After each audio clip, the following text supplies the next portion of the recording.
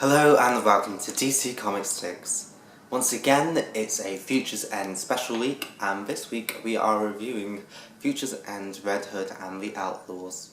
Now, this comic is a new run from the New 52.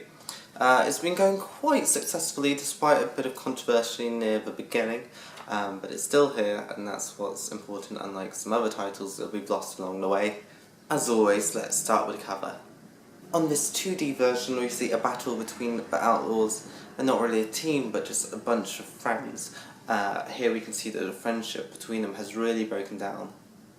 For those of you who don't know who Red Hood and the Outlaws are, the guy with Red Hood is Red Hood, aka Jason Todd, the second Robin.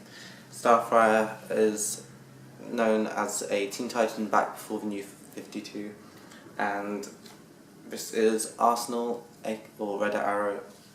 Once again we jump 5 years into the future to see what life's like for these characters. Futures End kind of shows the end of these characters' futures. Like, this is the end of Red Hood and the Outlaws as a team, it's just Red Hooded now. What is life like for Jason Todd now? It's not very different. He's just doing the same old thing, but now he's just on his own again.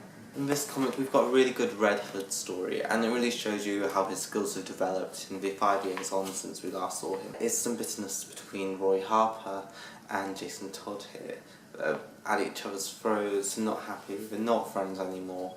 What's really good to see here is the inner monologue of Jason Todd, because it adds so much more than just the dialogue alone. We also know that Jason Todd and Starfire have had a divorce since we last saw them. For good. On page 8, Red Hood blows up a battleship titled G.W. Bush. I think some American fans will find that pretty hilarious. What's also really cool is a battleship he uses near the end of the comic book that he got in his divorce from Starfire. We don't normally get to see Batman's partners use guns, so with Red Hood it's a really interesting change to a mix. If you love these type of stories, you love the Bat family, he's just a kind of wild card in there. Art paints are very generous, you get to see a lot of detail in them, and that's really enjoyable when you're looking through the comic.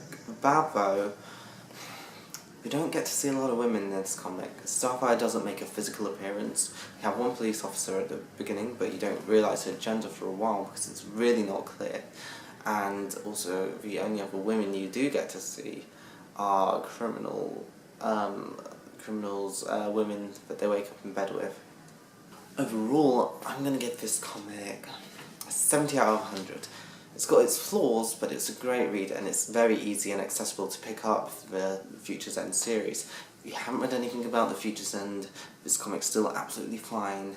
You can read it, no problem. Thank you for watching DC Comics 6 with me, James Dix. I've been a little bit ill this week, but I'll hopefully be right as rain for next week, which is the last Futures End special, so if you have a request, let me know on Twitter and I'll see you next time.